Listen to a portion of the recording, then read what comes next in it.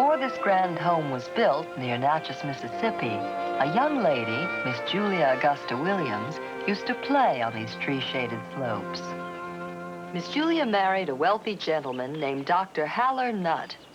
Dr. Nutt bought the property as a surprise for her, and together, in 1858, they set out to build their dream house.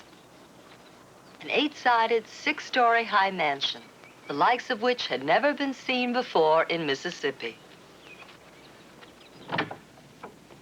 Construction began before the Civil War.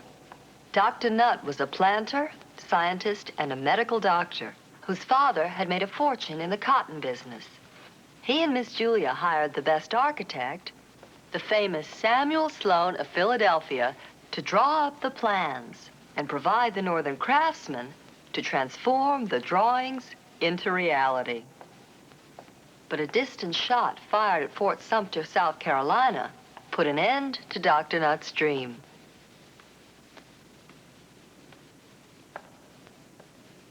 The northern workmen left their tools where they lay, and what could have become a showplace became an unfinished masterpiece. Construction was never resumed. Dr. Nutt's fortune was lost during the Civil War, and he died before the hostilities ended. His legacy, however, the incomplete but unique Longwood Mansion, has been designated a National Historic Monument. Dwellings are often an expression of a cultural tradition. Architectural style and structural techniques, however, are often shaped by the building materials most available to the people of the area. In the bustling city of Jenny Mali in West Africa, there are very few buildings made with wood, steel, or concrete. Virtually all are constructed with that most basic of natural resources, mud. Believe it or not, nearly 1/4 of the Earth's population lives beneath roofs and within walls made of sun-dried mud. Before recorded history, desert peoples built with mud in ways that were practical, dependable, and could please the eye. Sand, clay, water, and straw are all that's required to produce the bricks to be baked solid by the sun.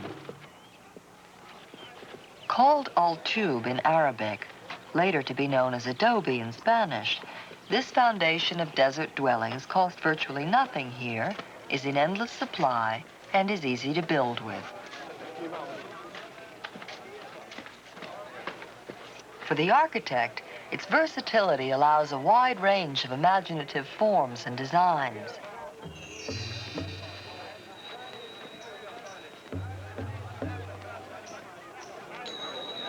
Mud structures may seem to have serious limitations. This magnificent mosque proves otherwise.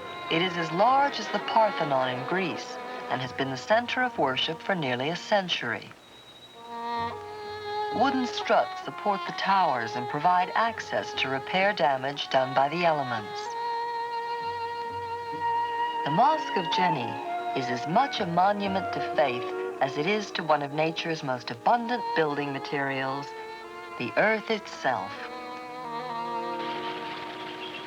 In the Loire Valley in France, nature once provided ready-made homes for the cave-dwelling Neanderthal man. Apparently, not too much has changed in 50,000 years. Here, near the city of Chinon, people of all ages have left conventional apartments or houses to live as modern cave dwellers.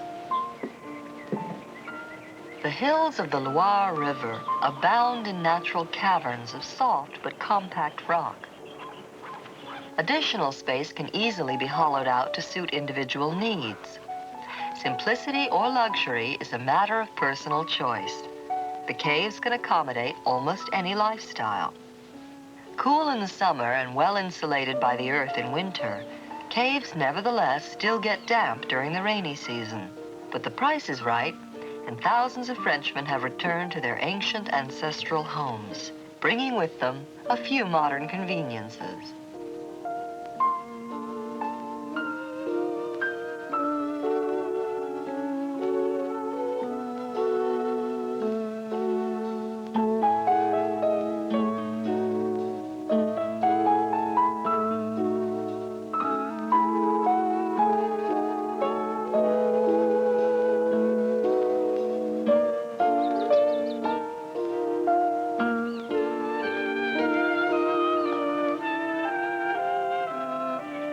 France, setting up housekeeping in caves is becoming ever more popular, while in Japan, owning a man-made home is still the traditional priority. Building a dream home, however, takes money and time. But now technology has made it possible for owners of a building lot, such as this family in Nagoya, to get a brand new home cheaply and quickly. Made on an assembly line, it will be a sturdy ceramic modular home. Windows, doors, wiring, several 100,000 items are all installed and checked before the house leaves the factory.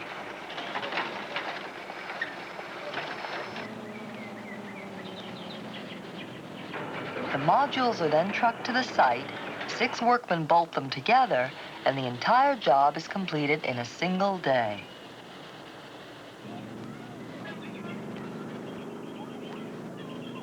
Some 20,000 of these instant homes were put up last year. Space for new homes, however, is disappearing fast, and the Japanese have set out to meet the challenge. Looking to the future, they commissioned the building of this giant marine structure called Aquapolis. The first full-scale model of a floating city, it's intended as one solution to the world's growing housing and energy problems. Attached to the island of Okinawa for an industrial fair, its baseball field-sized deck above and spacious halls below have attracted millions of visitors, anxious to see what community living on the ocean might be like. In many ways, it resembles a conventional apartment building.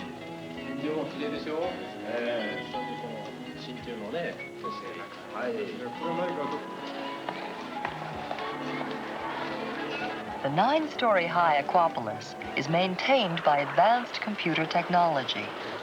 In the event of bad weather or heavy waves, the entire city can be submerged to minimize movement. 14 typhoons struck the area in a 6-month period, but normal operations were barely affected. Equipped with its own power and water, Aquapolis is as self-sufficient as any land city. Its designers believe that it's a practical way to provide living space for a growing population. They envision a future in which homes, offices, theaters, even factories can be included in floating cities. A future in which a new way of life may begin on the oceans of the world. Believe it or not.